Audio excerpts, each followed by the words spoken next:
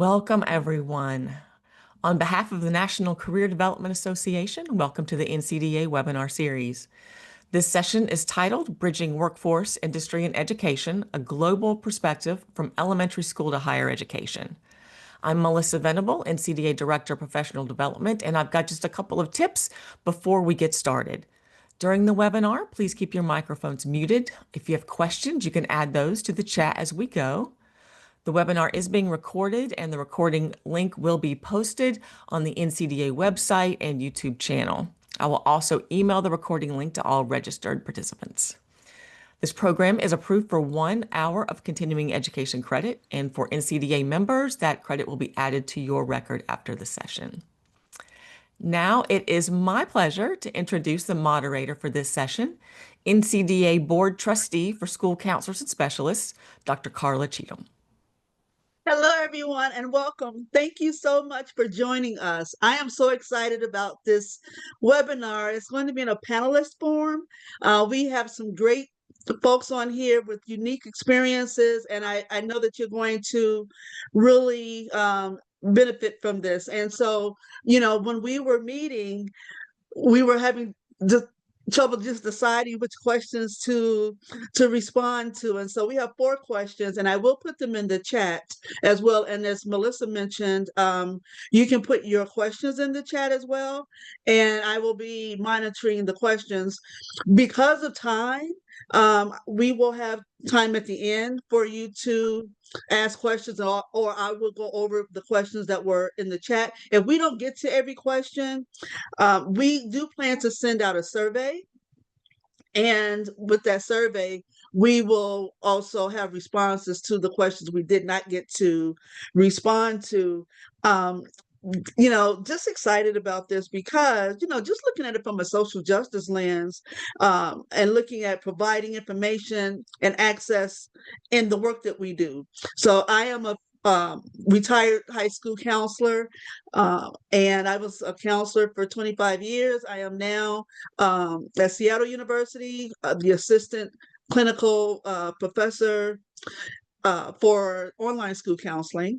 And so looking at this, we really want to look at the connection of industry and workforce and education, not only for us, but also, those who are working with students and parents and caregivers themselves, because sometimes they get left out of that conversation.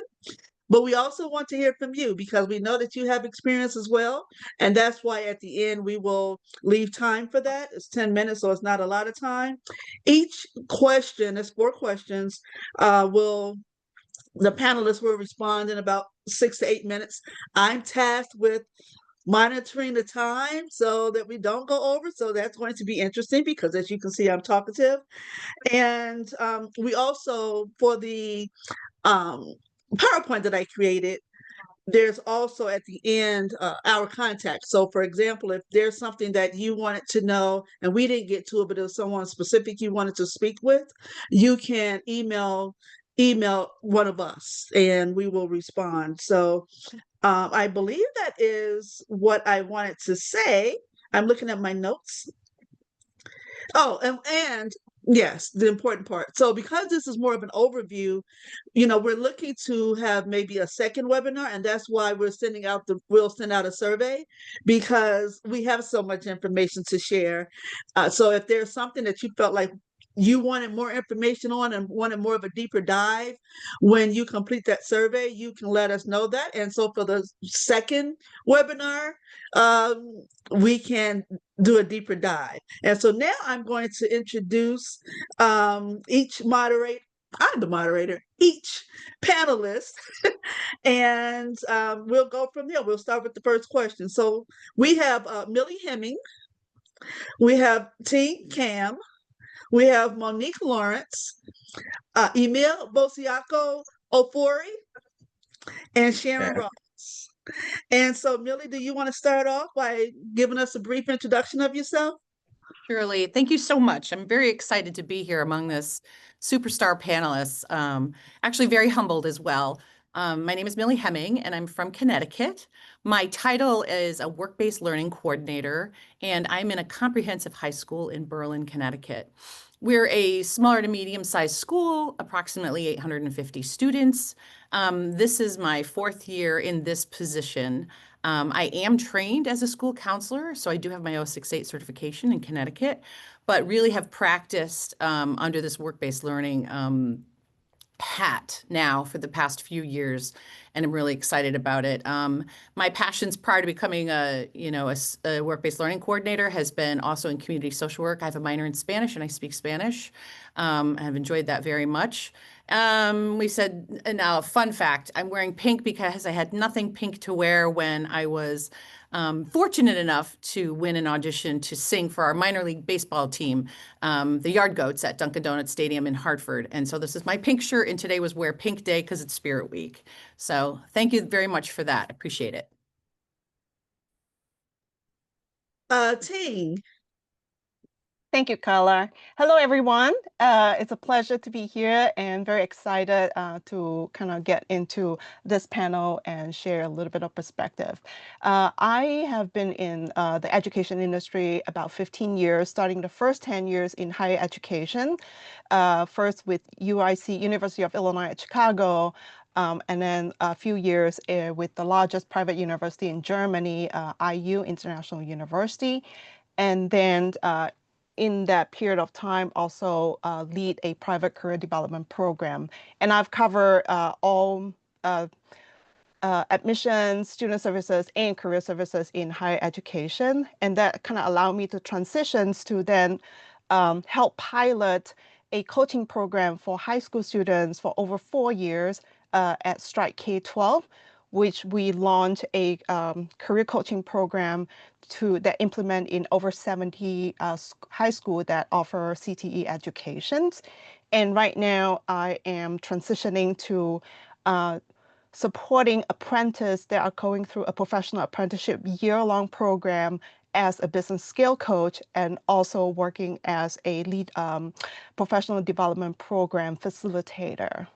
And a lot of my work in the past is not only building a program that help place students in experiential learning space, but also working with recruiting employer to participate in this program. Fun fact about myself, I can roll a ball from the tip of my right hand to the tip of my left hand because I was a rhythmic gymnast for over 10 years. Awesome. Monique. Hello, everyone. I am Monique Lawrence. I am a career coach in Alabama, in Birmingham, Alabama. I have been in this role for about 4 years now, so I'm super excited. I am a recovering career tech teacher, career and technology education, career and technical education. Let's see, since 1998.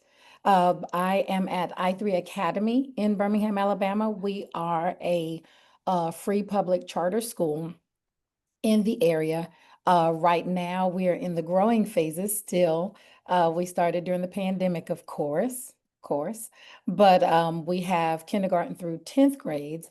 And so next year, each year we've been adding on a grade level with our students. And so come spring 2028, we will have our first set of graduating seniors.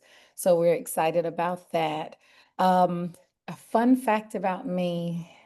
Oh, my youngest daughter and I went skydiving for my 50th birthday, and that was super fun, and we're ready to do it again.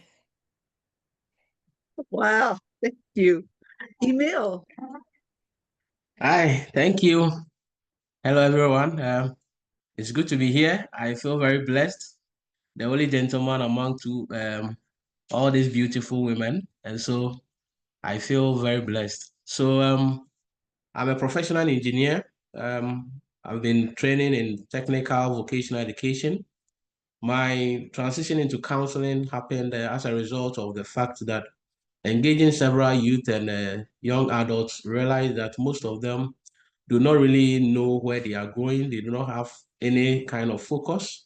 They sometimes, as Africans, sometimes our parents even push us into certain traits or certain programs that we do not even have options or have any passion for.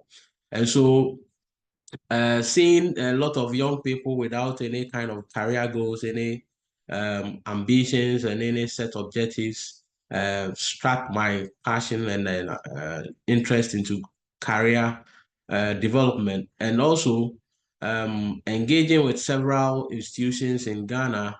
Most of them do not have the requisite skills to offer proper technical, services, career services. And so we got into this. We have formed an association, which is Association of Career Development Professionals, which I'm the president. Out of this, we have trained over 150 counselors in Ghana to deliver proper and professional career services. And that has gone a long way to help transition and a lot of young adults into the workforce, helping them to set real career goals and objectives, and helping shape the unemployment rate in Ghana. And so I'm excited to be here to share my little knowledge and expertise with you and see how we can all learn from each other. Thank you. Thanks, Emil and Sharon. Oh, Emil, were you going to say something? No, it's okay. Okay. Okay, good afternoon, everyone. My name is Sharon Rawls. I am a school counselor, and I also hold an LPC. Well, I was a school counselor. Prior to becoming a school counselor, I spent the bulk of my career working in corporate law, but I've always had a passion for helping young people and young adults with deciding on their career paths. And so I went back to school and got a degree in school counseling. Actually, my second master's degree. My first one is in instructional design. And so I actually created an SEL career exploration curriculum, which I use because I transitioned out of becoming a school counselor to creating my own non-for-profit company, Your Career Tapestry, and the for-profit arm is Insight to Impact. And so I'm just happy to be part of this panel. These are some great people on this panel, and our leader, just love her. A fun fact for me is actually, I have two fun facts. I actually studied French at the Sorbonne for fulfilling one of my dreams, but I'm very rusty now. And I actually went to a Super Bowl for free. So I'm a diehard football fan. Go Bears. Go Bears. That's awesome. Emil, did you have a fun fact? I think we skipped over you with that. I think I'll share that later. Okay. And so this is our panel, so we're going to jump right into it. I'm going to share my screen. I say this all the time when I'm talking to my students, and I don't know why I always announce that I'm sharing. So let me just try to do this, and hopefully everyone can see this. And so we already know what this is. This is the overview for today. So just the questions to the panelists. We have also next steps and questions from you all. And like I said, at the end will be the contact information. And so you saw this already. So the first question to the panelists, and what I didn't mention is we have like an order, but if anyone, of course, needs to jump in, they can, on the panel, they can, feel free to do that. And this is just to make sure everyone has voice, but also in the chat, make sure participants, make sure that you put your questions in the chat. So first, what are K through 12? I keep saying that. Why are K through 12 workforce conversations important? And we're going to start with Millie. Okay, this is a big one. And I know everyone has, amazing input into it. So I'm going to first start with a broader picture, which helped me when I first got this position, because this was a newly built position in a school district that wasn't quite sure what they were doing, but had some forethought in general. So I'm going to start with I'm going to actually talk a little bit about this white paper that was put out in 2020, put out by the National Center for College and Career Transitions. So it's NC3T, if you've ever heard of them. Hans Meter is a big part of this experience. And what's happening nationally in our country is talking about how, we're talking about breaking down silos between systems as well, and that our system of education is shifting. And while we look at that shift of education, we look at what are we doing for our students who then become citizens and active members of participating in careers. So this white paper is really talking about doing things differently and promoting this notion of career-connected learning, that our career development really starts from birth. And from those of us who are schooled in school counseling, we know that, right? Because our certification is usually a pre-K through 12. So careers, and it connects very much to your identity. And for here at Berlin High School, we talk about purpose, passion, and pride. So understanding your purpose and your passion, that's such a big part of this question. And if we don't do that, then we just have separate spaces in K-12 education. And then we have these post-secondary options that may or may not be right for us, as Emil spoken with, as his experience with young African students, but also here in the United States. A lot of times, we hear the ideas of you can't be what you don't see. There's so many things out there right now that is happening, and that's very exciting. So I just wanted to kind of put that out there. And if we have a space on our form, I'll put the resources in there, this white paper. It's really good. It's also very helpful in talking to parents. So our school has started a few years ago looking at how career pathways could be a part of a comprehensive high school.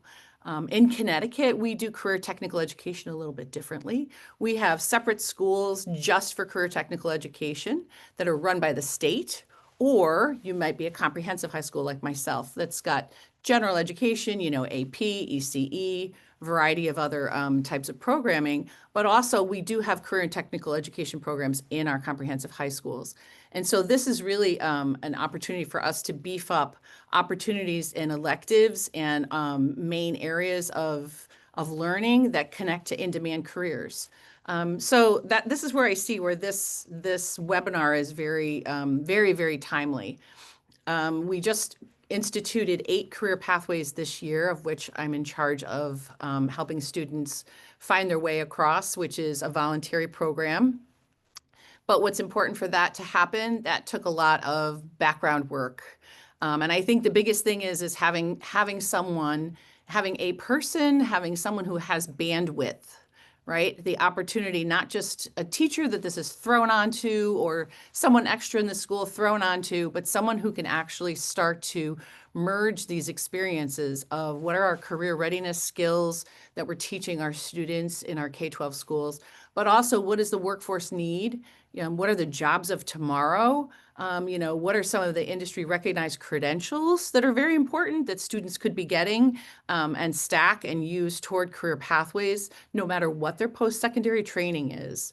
I have no idea how long I've been talking, but I'm going to end it by I'm going to end it by saying one of my biggest things is my tagline on my signature line is that when I first got started, there's a lot of talk of college and career. I'm probably because I'm older, I'm very forthright now that I say it's not really college and career, it's career. How are you going to build your career? And that's unique to each one of us. It could be going to college, and wouldn't it be great for you to know a little bit more about yourself and in-demand careers and opportunities before you go to college? It could be trade school, it could be the military, it could be a gap year in between, but we all need a career, and we hope to tie it all to our purpose and passion. Thank you. And so, thank you, Millie. I'm going to move on to Ting because we have like a certain amount of time for each question. So I'm going to move it to Ting. Cool. Thank you.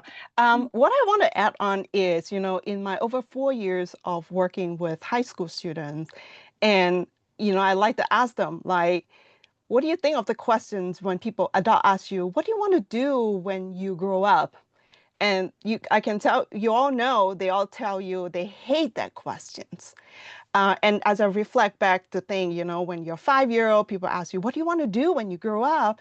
And you always say fireman, teacher, doctor, because we can only make decisions based on the information that we are exposed to, right? And then in my job in college recruitment, parents love to ask me, what is the major and career that my children should be studying that guarantee, a good job? And my answers to them has always been, I don't know. If you are a current ninth grader, you will enter the workforce in 10 years' time, and I don't know what the labor market is going to be like, right?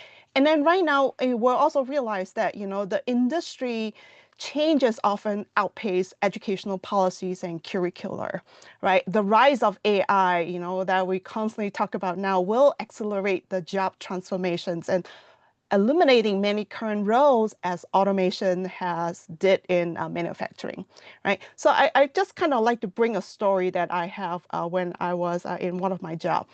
When ChatGPT was introduced very at the beginning, the marketing team has this project that came out that told someone to say, let's generate 200 college and career readiness articles using mainly AI tool, and let's find out how good it is and how fast we can do it. And the project manager then used about 1 week time to generate 200 articles and then reach out to the copywriting team to say, hey, now we need your help to review, check, fact check to see if it's accurate and do a little bit of edit. And when he shared it with the copywriting team, they all freak out because they are like, now it's like, oh my God, what is my job gonna be, right?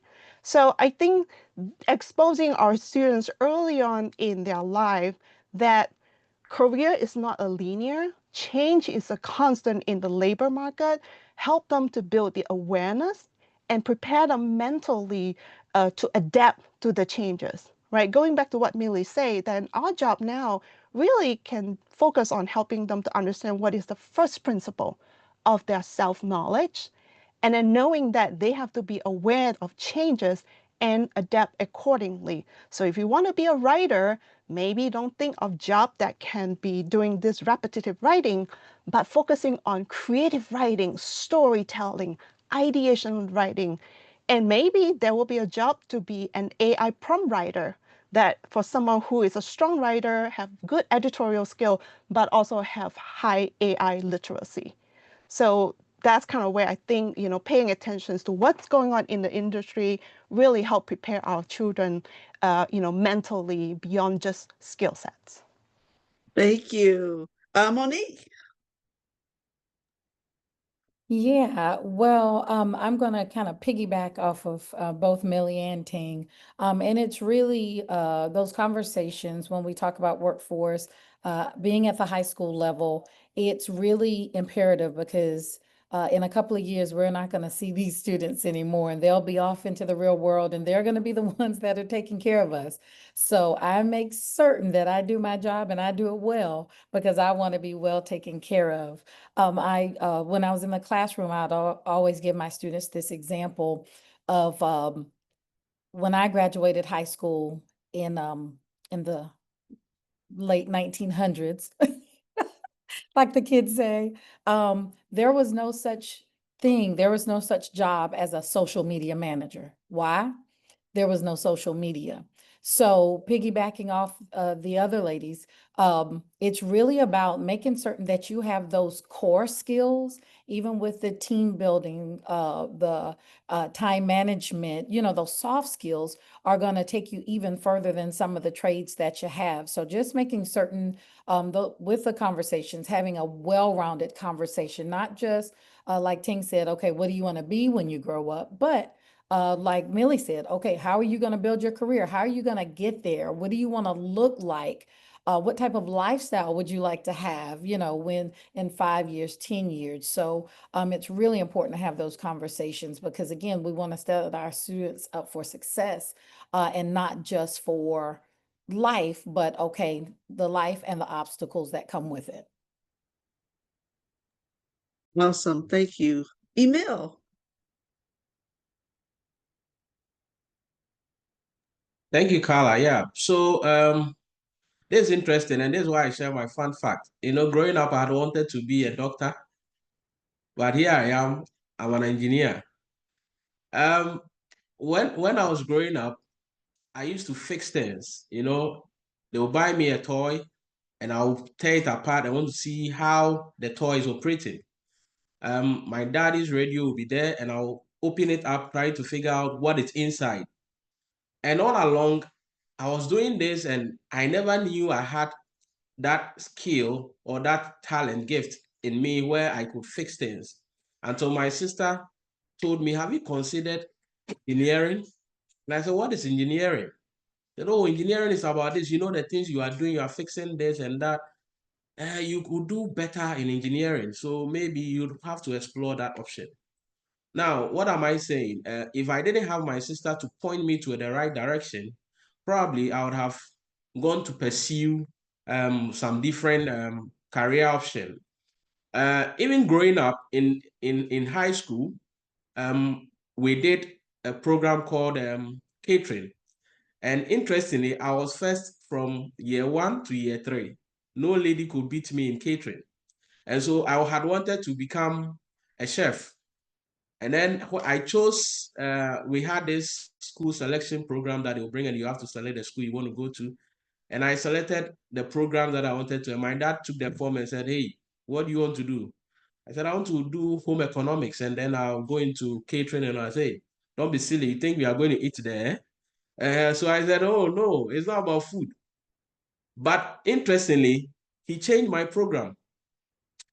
He asked me to choose science and I did science. But the good thing is that when you do science, it makes you diverse and you're able to move into other areas. But if it was not for the science that I did, I'm sure he would have diverted my career path again. And so this is why this conversation is very important for especially us in Africa and Ghanaians, where we have a lot of parents controlling and deciding for kids. And also a lot of children do not know what they want to do. And the objective is to just go to school and make money. But a question I keep asking is that what value do you have? What do you have that employers are looking out for? And so it is high time you understand that, seek the skills or the training that will add value to yourself, that will make you somebody who will be sought after.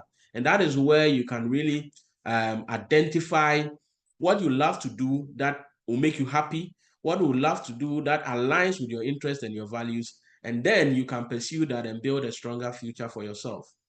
Thank you. Thank you. And Sharon. Okay, so I'm going to piggyback off of something that Emil said about what he wanted to be. My goal for life was to be a fashion designer and live in Paris, but yet here I am. So I think it's important to have these conversations early, and we know that research has shown that if you start the conversations earlier, and because I was a elementary, middle school counselor, I'm very passionate about it. And so if you start the conversations earlier, you start to build up that curiosity with students where they can start to explore, the different areas, their interests, what their likes and dislikes are. And this kind of motivates them and gives them confidence, while, it can also reduce the dropout rate. And so for some of the things that I did with my students, I did vision boards because I worked in an area where it was largely African American and Latino, but the economic status was what we consider, welfare economic status. And so some of these students didn't even have visions for what they wanted to do in the future. And by helping them creating vision boards, it just blew my mind. I mean, some of the things that I saw, kids wanting to live in Europe, Japan, the kind of houses they wanted. So I think it's important to start these conversations earlier to get them to build that curiosity about where they want to go and what they want to do in the future. And for our neurodivergent students, because I had some of those too, the visuals really help them to see that they can be empowered. Thank you all for that. So we're going to move right on to question 2. So it'll be about 5 or 6 minutes total for everyone. for each question. We're already running out of time, but these are just some great answers and responses. So, question 2, let's see. What are the challenges faced by school counselors and specialists? And so, limit your responses, but give good responses.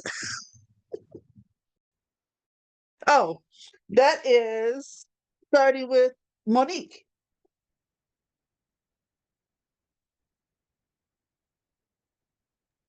Here we go. Oh, but so with the different challenges, I know again, I'm at the high school level. One of the biggest hurdles is keeping the students and the families engaged in the process. Having 4 children of my own, that's a fun fact as well.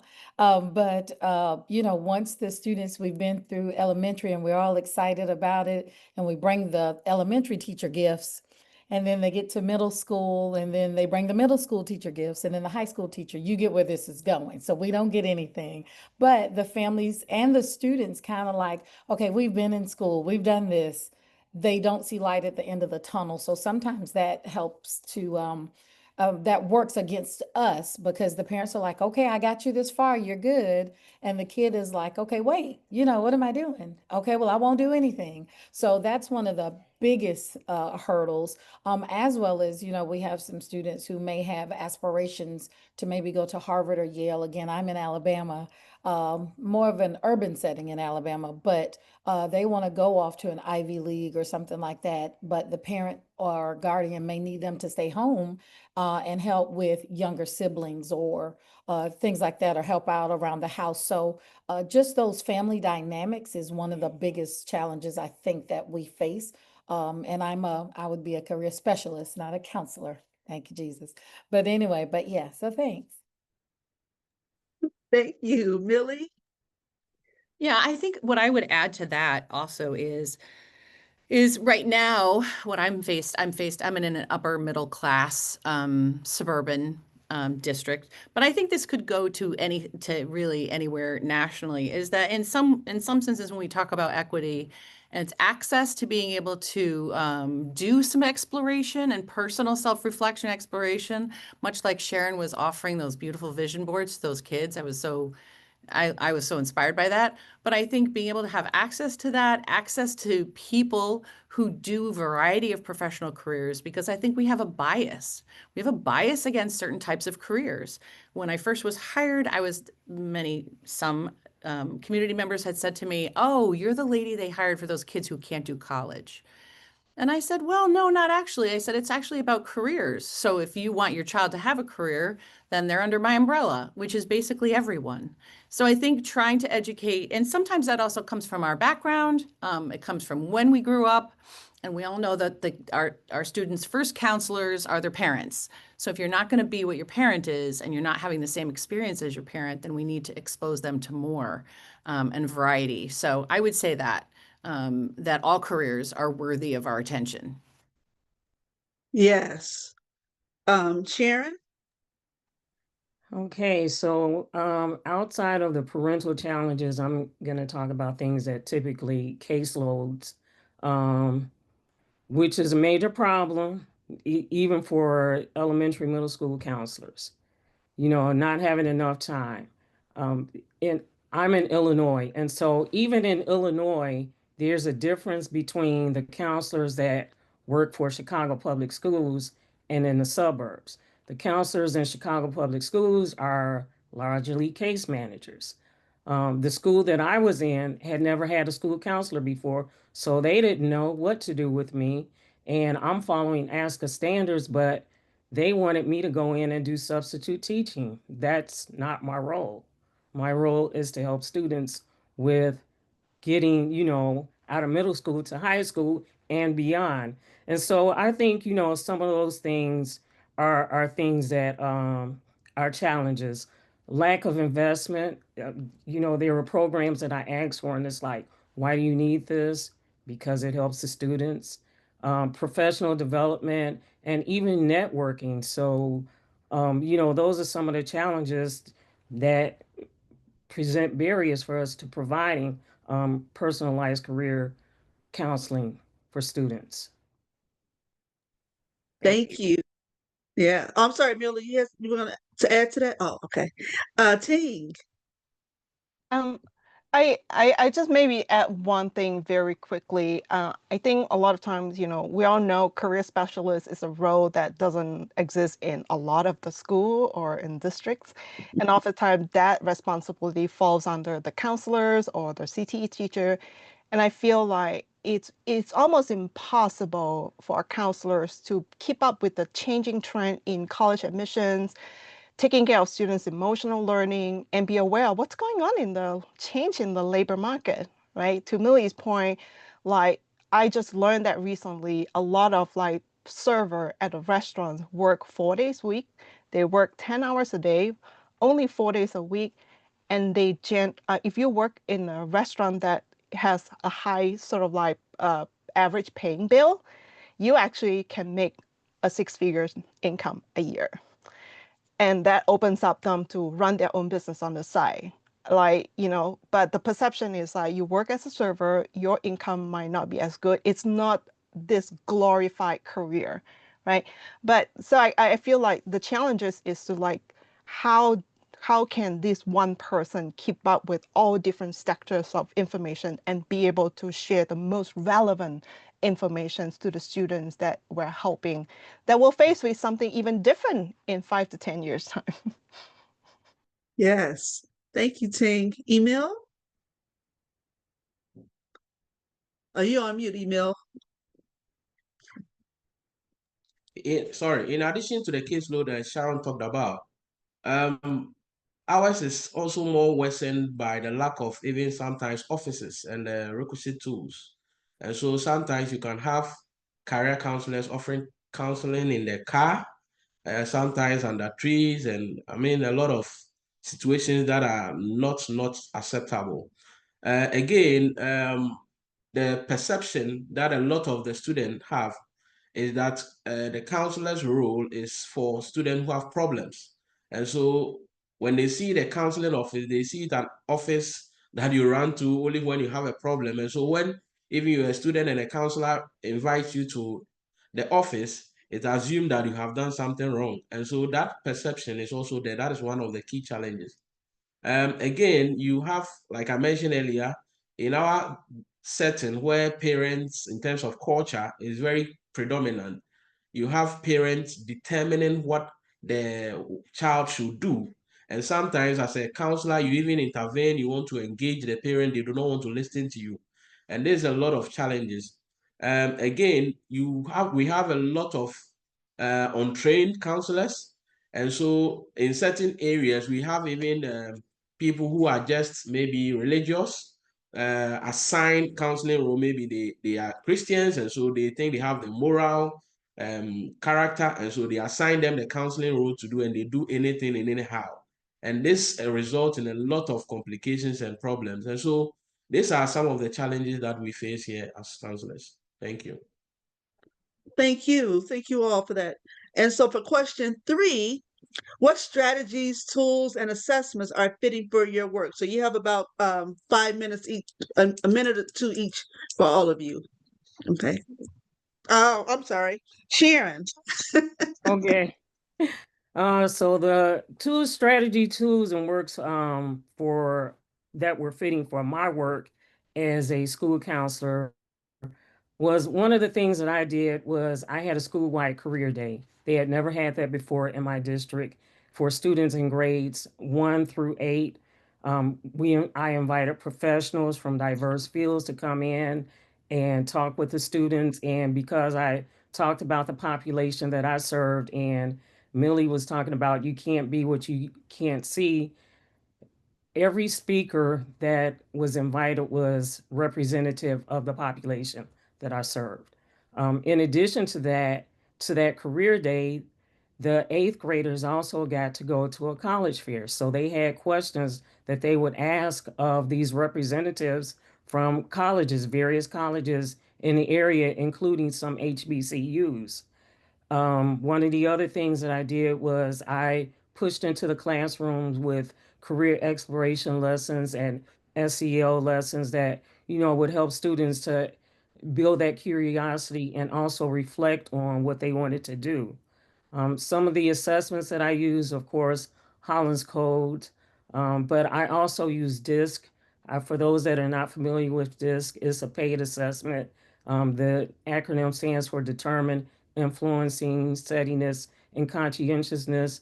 And so what it does is it's a deeper dive into your personality style as well as how you communicate, the careers that are suitable for your personality. And what I love about it at the student level is that there's a one-page cheat sheet for parents and for teachers that says this is how your child communicates. This is what their strengths are. This is what motivates them. Some of the reflective tools that I use, I talked about the vision boards, but we also did goal setting activities where they would set short-term as well as long-term goals. And I think the reason why it worked is because it built self-awareness, that whole castle, self-management, community among the students, decision making, and a sense of belonging. And even like I said, because we had to think about the neurodivergent students too. And so they were able to participate in these activities. Thank you, Sharon. Monique. Yeah. It's funny. There are so many different things that you can do to help your students, to help them focus on future careers and things like that. Um, and I'm sitting here, it's so cute. I'm sitting here looking at my list, but I'm like, you know what? The biggest thing is talking to the students, just kind of like what Sharon said, figuring out their interests, what do they like? And then kind of explore careers from there and provide those opportunities for them to be able to come outside of their normal everyday life. Like for instance, in our area, we do Groundhog Job Shadow Day. So that's February 2nd, Groundhog Day. And so it's been around since forever. I want to say Junior Achievement or somebody started it. Somebody put in the chat if you know where it originated from. But either way, so the students go out to different jobs and, of course, shadow. And so typically what we've done is reserve that activity for like juniors and seniors, but we're going to introduce it to our sophomores. Now, sophomores are a little less mature, but I think if you raise the bar, I think the students will come up and meet it versus keeping them, okay, no, that's not for them. I love the fact that Sharon said, letting the 8th graders go to a college fair. Why shouldn't they? Let them talk to them, let them get those ideas and things flowing now. So guess what? Next year as a 9th grader, you go back to the college fair. Well, you know what? I wanted to ask that question. I'll ask it this year. Or, as they go along. So really just, I think exposure is the biggest thing. Sometimes money does get in the way of that. But then in Alabama, we have advisory boards and advisory councils. And so hopefully those people will be able to either open their doors and let you come in or maybe even invest in your students. But if you have some community members that are invested in your students, not just financially, but the time and their resources as well, that's nothing but a win-win combination. So any strategies, tools, anything like that you do, again, just make certain you realize it's not a one size fits all. Not even a one size fits most. You have to do what suits your school. If you're in a rural area, then use what you got. If you're in an urban area, a suburban area, or an affluent area, or, just use what you got. And we all have something. We all have a phone. Maybe pick it up and call a business because they love sometimes to pass out money. So, and don't be too prideful to ask for that money because again, they have to figure out a way, they have to find a way to spend it. So that's my 2 cents. Thank you. Thanks, Monique. Millie? Sure. I would say we're probably preaching to the choir if there are people here who already know of a variety of tools that could be used. I think I've settled on really liking Use Science only because it has a little bit of an aptitude piece. But if anybody doesn't know this too, if you ever want to try a pilot program or for students who want to go a little bit deeper, you can do the ASVAB, which is that military vocational assessment, as a SEP career exploration program. And it's not tied to recruiting at all. But that is probably the most in-depth, where it's not just what do you want to be, but what can you do, right? Tapping into that potential. And a lot of times you'll uncover areas students hadn't considered, particularly underrepresented populations. And that's really important because we don't always give our students, they don't always give themselves enough credit in areas that they might be actually pretty good in. So I like to use that. I think the other thing is I use ONET a lot. The Occupational Handbook, and particularly Bureau of Labor Statistics Online. I can say that. I tell anybody it's easy to use. It's easy to look up information on that I think that's a great resource. I also think the other thing I did was I designed my own tool instructionally, because I found that students might say, okay, I want to be a robotics engineer, but they couldn't tie it to anything that they were doing in high school. And now here we are building career paths saying, for some careers, it will say, in a sense, they're pre-built. You take this class, this class, this class, and then you do an experiential opportunity. But if we don't have that pathway, I want students to be thinking, oh, okay, if I want to be a robotics engineer, I started off with, it's just a generic matrix that says, okay, what are your passions? What do you like to do for fun? Just listing their fun and their hobbies. And then, okay, look at our program of studies for next year. What classes might help infuse you and prepare you for that kind of degree? And so there might be a design class. You might even think of art. You might think of even mechanics and tinkering, et cetera. So that technical writing, if you have that in your English department, I try to connect that to the classes, then also look at career and club extracurriculars that are available and what they're participating in. Because I tell freshmen, you should be trying everything, and that's wonderful. And the funnel is really big and open. But as you start to go through your high school years, it should narrow a bit more. So take a look at those activities and see, do you have a robotics club? Or maybe there's a community organization that's connected to engineering and robotics. We have a bunch of other mentorship programs here. So those are some of the things that I use with my students.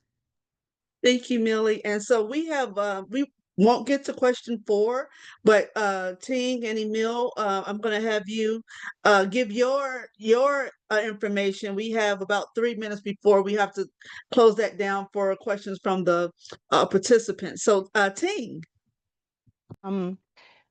Should I share quickly on the model that? Yes, whatever Okay. Yes. Sure. I guess I was asked to prepare, some insights into the questions on how can partnership align with skills development for students. And I have 2 models to share with you. The first model, it was implemented in a high school environment. And the second model is actually implemented in a college level. So with high school students, a lot of times when you talk to potential employers, and usually keeping in mind that 97% of US employers are small and mid-sized company, right? So most people are open to bring a youth and come in to work on a project that can actually benefit their business. What they often don't have resources is they say, we don't have time to do recruitment. 2, we don't have time to figure out, we don't know what kind of project that's suitable for them. And 3, you usually work with the founder himself, and he has 100 things to do, and then to ask him to be that mentor to the students on the day-to-day basis is a lot to ask, right? So then what we have done in that was a project through Strike K-12 is Strike K-12 then launched a student advisory board, and it designed a very structured internship program that high school students then participate, and design it in a way that students can contribute by working 3 hours a week or 5 hours a week, some flexibility in their hour. And then we identify projects that are small enough that you can distribute to the students that they can spend 3 hours working on it and be able to complete it. And a lot of time, the kind of project that you look to are targeting company that building products and services that are targeting at youth, right? Educational program, technological program, consumer products, and then use this student advisory board as a focus group to provide feedback, getting their help to do product testing, And then 3, potentially even help with some marketing material, because this generation are super good with social media content. They can help you generate sort of like that experience, 30 seconds video blurb that you can use that benefit your business. But we do need someone there to help facilitate the program and be the liaison that support the students as they go through the program, so the employer doesn't have to worry about that. And that kind of process usually will better guarantee a student's good experience as well. Because we've learned that, young people can only have a good experience if they are going through a very structured learning environment. And most adults, especially small and mid-sized businesses, they are entrepreneurial, but they are usually not the most structured people. And that can make these teenagers like just lost their focus. And then having a facilitator there to support these students is always, a more guarantee of the student's experience. And then a similar structure can also be implemented at the college level. But at the college level, then you can also build a program around it. A program that I used to run include like a CEO speaker series, and then a networking opportunity that we organize, and we bring all the interns who work at different places, but they can come and network, and then we guide them through programs, classes they attend, to say, how do you network? How do you introduce yourself? That kind of thing, and support them through that program. And usually there should be a range of, it starts, 8 weeks, 12 weeks, but nothing longer than that. Just very quickly, if you're interested to learn more details, you can reach out to me, and I'm happy to share a lot more details in that structure with you. Thank you, Ting. And again, I will show the contact information at the end. Emil, this is our final conversation before we take questions from the participants. Yeah, so a quick one. You know, every young person's goal is to finish education and get a job, get some money, or go start a business. So, it is very important that we allow industry to lead the process, because ultimately, when they transition, they are going into the world of work. And so what we do is to allow industry to set the content in terms of the curriculum through developing occupational standards. And when they develop the standards, then that is used to develop the training material, which is then used to train the students in the schools. And so ultimately, you realize that when the students come out, they fit rightly into what industry needs. And that is very, very important, because there is always the call for, or the cry that there's a mismatch in terms of skills. And so industry is crying that we are not getting the right amount, the right skills to fit into the various vacancies that we have. And then the academia, or the school system, is also saying that, oh, we are training a lot of people who are competent. And so we realize that we are not talking to each other. And so when we allow industry, which are ultimately going to absorb this workforce, to set the standard and to set the pace, we use those standards to train them, and industry comes in to support, to offer their expertise. And so we have industry also bringing in their expertise through the workplace experience learning, training these young ones on their requisite skills. Most of the time, when we develop training material or curriculum, we review it maybe 3 years later. But industry can change maybe within 3 months, 6 months. Things can change within the industry. And so when things change in the industry can come by and say, hey, this has changed, so you better revise your curriculum.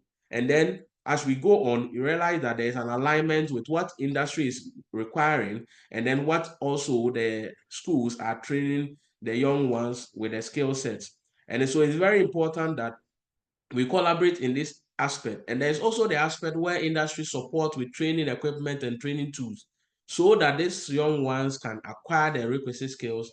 And then when they come out of school, they are not new, or this equipment or this training tools are not new to them. They are already accustomed to it, because they were used in their training stages at school. Thank you. Thank you all. Such great information. And I know that there were a couple of people who put information in the chat as well, so thank you. I don't know if anyone has any questions, but I do have one from Dana. So I'm going to start with that question, and if you have questions, you can put them in the chat. So the question is, what are some ways you have engaged industries with middle school students besides a career day or guest speakers?